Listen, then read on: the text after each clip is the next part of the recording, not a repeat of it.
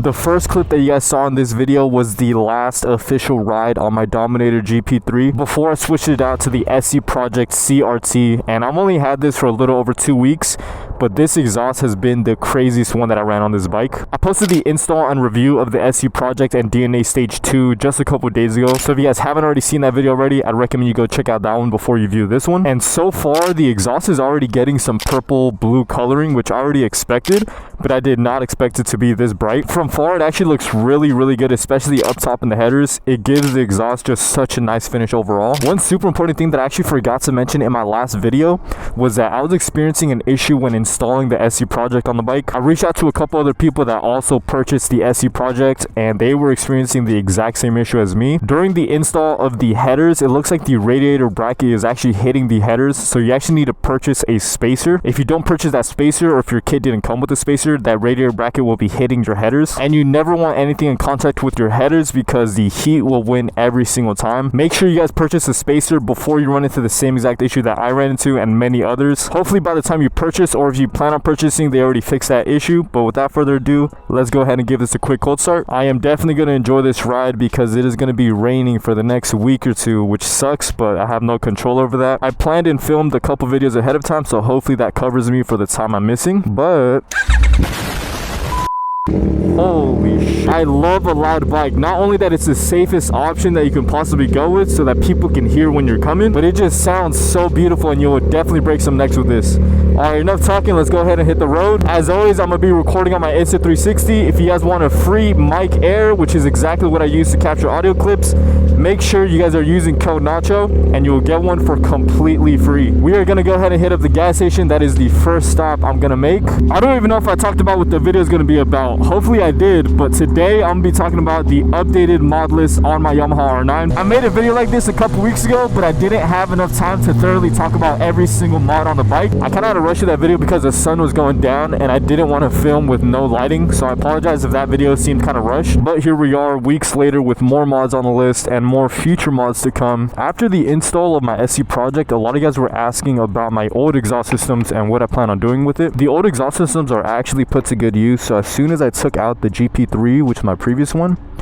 I gave it to my other boy that has an R9. And yes, that is correct, I have two friends that have R9s. We purchased them at damn near the same exact time. I got the first one, and about 2 weeks later my boy got the second one, and I think about a month later my other boy got one. So they were slowly rolling into the dealership. This was late last year, I believe in October, but this was when they were first coming out, so we kind of got lucky with the first batch. But yeah, when I finished installing the SC Project on my bike later that same exact night, my boy came through the garage so that we can install the GP3 system onto his R9. That process was pretty quick and maybe took about an hour to two, and the following day he sent out his ECU so that the next following morning he can get overnight shipping to get that ECU flashed, and then that exact same day Two Wheel Dynoworks will send that ECU right back. So the turnaround time was maybe about 3 days, which is pretty crazy, but once again it's a little expensive just because you're going to be paying for overnight shipping there and back. That is completely optional. If you want basic shipping, I believe the typical turnaround time is about 6 days, and 6 days for the typical turnaround time is honestly really good given that we live in the Bay Area. So now all of my boys that have R9s have a full system exhaust on their bike.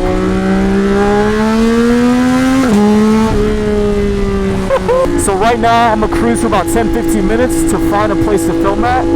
So I'll pick up the video as soon as I find a spot. I'll be back.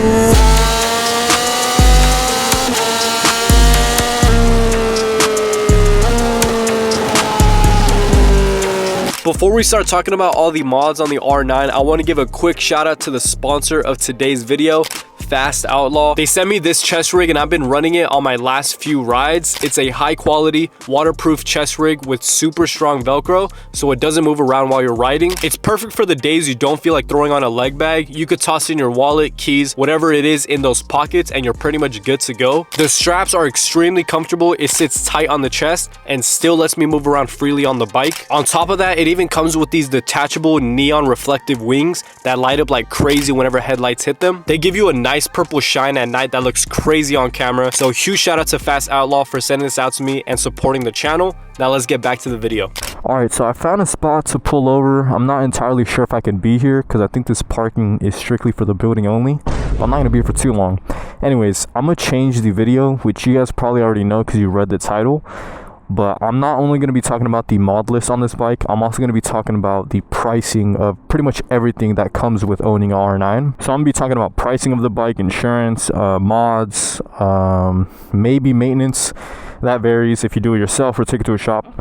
So we'll get started with the bike itself. This model is a 2025 and MSRP is $12,500. Now the tax on this bike completely varies on the state that you live at. So I've seen these bikes get let go anywhere from $13,000 up until $17,000. I know it sounds crazy, but it really depends on your state tax as well as your dealer markup fees. So for the pricing that we're going to be working with, I'm just going to say $14,000, and this is given that you buy it from a dealer. But if you buy it from a private sale, that will be a completely different pricing. So we're just going to say $14,000 for the bike alone. Now, right after I purchased this bike, I went ahead and got rid of a couple things. So the very first thing I did to this bike was got rid of the amber reflectors on the front wheel. I believe it comes on both sides of the front wheel, and I did not like the way it looks, so I went ahead and got rid of them right away. That is completely free, and all you really need is a tool set.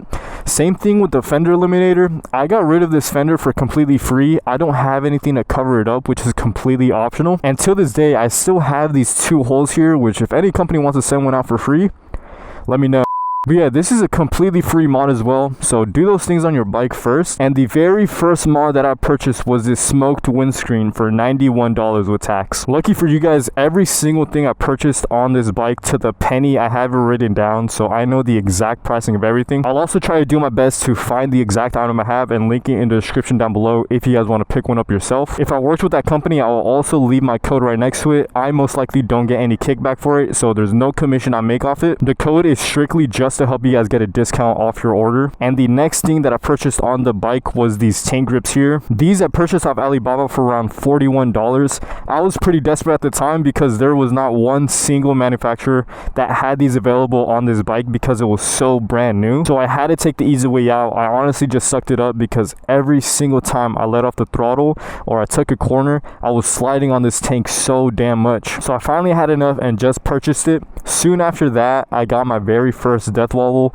Very happy to say that it wasn't anything bad. It was just a slight wobble on the highway. And with that being said, I went ahead and picked up the GPR stabilizer. These, I'm not gonna lie, they're pretty pricey. You don't have to go with this exact company. There's a couple other companies you guys can go with, but that one, I believe it retails for about $600 after tax, and I honestly don't regret it one single bit. The stabilizer stiffens your handlebars, so it really minimizes the chance of you ever experiencing a death wobble. And knock on wood, I actually never experienced a death wobble since that day that I installed the stabilizer. Gotta knock on wood for that one. But anyways, the next thing I did is the taillight. This taillight is from JL Designs. That was the only one that was available at the time of when I purchased this bike. You're gonna hear me say that a lot in this video, and it's very true. Literally right after I got the bike, there was not a single thing that I could purchase. So I had to be very patient to let these products slowly roll out, and I landed my hands on the JL Designs taillight. That one retails for about $135 after tax, and honestly, it's a pretty cool taillight. Let me go ahead and turn it on for you guys to see. It looks just like this. It's pretty simple. The only thing that I don't like about it would be the turn signals. It's very hard to see which way you're going, especially if you're like pretty far back. Like, look at this. I'm not even that far from the bike, and you cannot tell where the hell I'm going towards. 1, 2, 3, 4, 5, 6, 7. So we're 7 parking spots away, and I cannot tell with my own eyes where the hell I'm going. This camera probably makes it even worse because it's an ultra wide lens, but trust me, the turn signals are pretty damn useless on this bike. If you care about your safety, I probably wouldn't do the fender delete because the fender delete actually has an extension for the turn signals. So definitely keep that in mind if you plan on doing a fender eliminator kit. Now the next thing I got on the bike was the TST brake light modulator, which goes hand in hand with this taillight. That modulator goes for roughly about $55. And all it essentially does is that it flashes whenever you press the brake. So as you guys can see right now, the brake light is completely solid, but as soon as I lay any pressure on the brake, you'll see that it will start flashing consistently and it won't stop. This is completely programmable, so if you wanted to stop flashing after like 3 flashes, you can also do that. I have a separate video on my channel a couple months back showing you exactly how to program it, so if you guys are interested in doing that, make sure you guys check out that video. But yeah, for me, I honestly love that mod because it kind of keeps the drivers behind you aware. So I would highly recommend doing that mod. It's very, very simple. I'll let you guys know whenever we get to that intermediate to hard install level. But yeah, those are super easy. You can give a baby a tool set and they can figure it out. But the next 3 mods that I'm going to be talking about are also from TST. We have the shorty clutch lever as well as the shorty brake lever. That goes for $150. And to pair with it, I also got the quick turn throttle tube. This one is a little more on the cheaper end. It's around $45 after tax. And last but not least, we have the engine crash protector.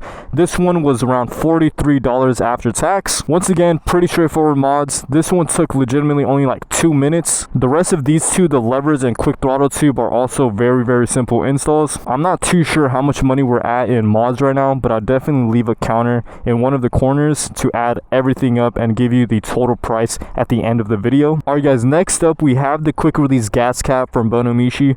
In all honesty, I wasn't a huge fan of it at first, but the more I use it and the more I look at it, the more it kind of grows on me, especially with the black bike. The black on black just complements each other so well. I hated looking at the OEM gas cap, so this one for me was a no-brainer. It honestly just took a little bit of getting used to and I don't regret it. The price on this bad boy was $110.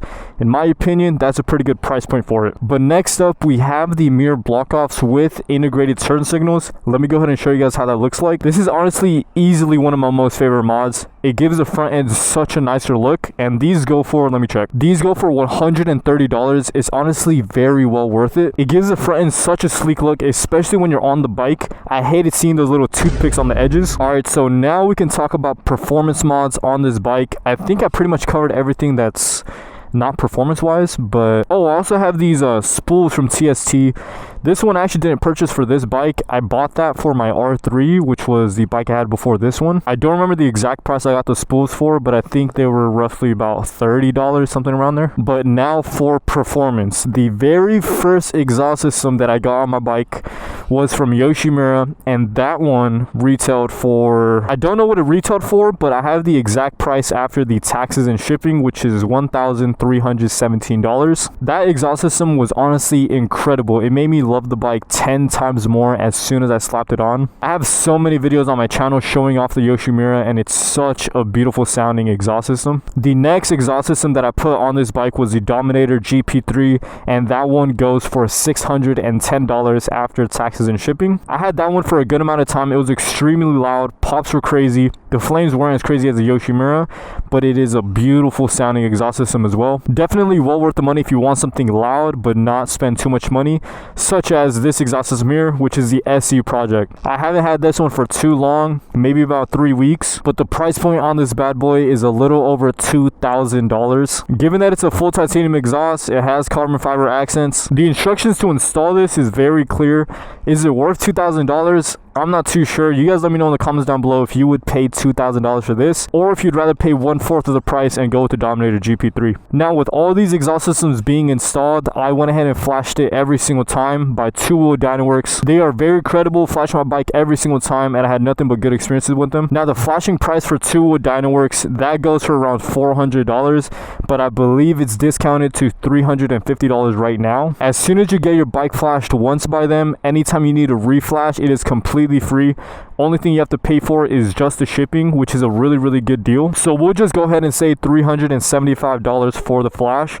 Now, the last thing that I installed on the bike, which was at the same time I installed the SE project, was the DNA Stage 2 air filter. That DNA Stage 2 can vary anywhere from $400 to $450. Install process from the DNA as well as the exhaust systems are a little harder to do. So if you know someone that's a little more experienced on bikes, I would definitely partner with them before doing these upgrades. Anyone could honestly do these mods, but to play it safe, if you're unsure if you can do it, I would definitely partner with someone to make sure you don't have any exhaust leaks. Same thing goes for the Stage 2. If you're a little unsure if you can do it yourself, I would definitely partner with someone to make sure everything is in good hands. But other than that, I think that's literally everything I did on the bike. Let me just make sure and see that I covered everything on the bike. The only thing that I could think of would be these Insta360 attachments. I'm not going to put the pricing of these Insta360 attachments because this is not part of the bike. This is all detachable. This is literally just to film my content, and a lot of you guys want a video to show you how to install your Insta360 camera. I promise you that's coming out very, very soon. I'm just gonna wait for this weather to clear up. Right now it's really ugly out. out, and it's going to be raining non-stop for about a week or two. So as soon as we have clear skies, I will definitely put out a video for you guys. Actually, no, I do have this Sakuras. This one goes for just a couple of dollars from Motoloop. Big shout out to them. They actually sent this out to me a couple months ago, so thank you guys for that. But yeah, I can't find anything else that I didn't cover. We got a Guardian bell all the way at the bottom of the bike. That one is completely priceless. But yeah, the total price of this bike, all in all, with all the mods and everything, I don't know from the top of my head, but I would know when I edit this video. Is going to be right on the screen. This is given if you bought the bike for $14,000 and you paid every single penny for the mods on the bike. So it's just a rough estimate, but now we'll be talking a little more about the insurance as well as maintenance on the bike. As far as insurance, I'm paying $980 for the entire year for full coverage. I'm currently partnered with Geico, and they just changed their policy, so now it's not really a full year term. It's up to 6 months, but it's roughly around the same price. I'm 22 years old and I live in California, and honestly, I am not complaining about that price at all. I know some people that are paying up to $2,000, upwards of $4,000 for insurance on this bike, and honestly, sometimes you gotta do what you gotta do. So if you have to pay that price to make sure that you're covered, I would still recommend to do it. Worst comes to worst, anything that happens on your bike, if you don't have insurance, gotta knock on this wood one more time, make sure that you guys are covered when you ride a bike. Only time I would recommend getting liability is if you have a bike that's practically worth nothing or just a little bit of money. But for the most part, please try to get full coverage on your bikes. As far as maintenance, there's really not much of maintenance for the first year of ownership. The main things you got to do is just doing an inspection around the entire bike, make sure everything's still intact, as well as doing your oil change. The filter could go for roughly about what, 15-20 bucks. Pressure washer, another $1 or $2, and then the oil is probably the most expensive part. Oil could go anywhere from like $45 to $65, so it definitely fluctuates throughout the year. Let's say you do your oil change 3 times a year.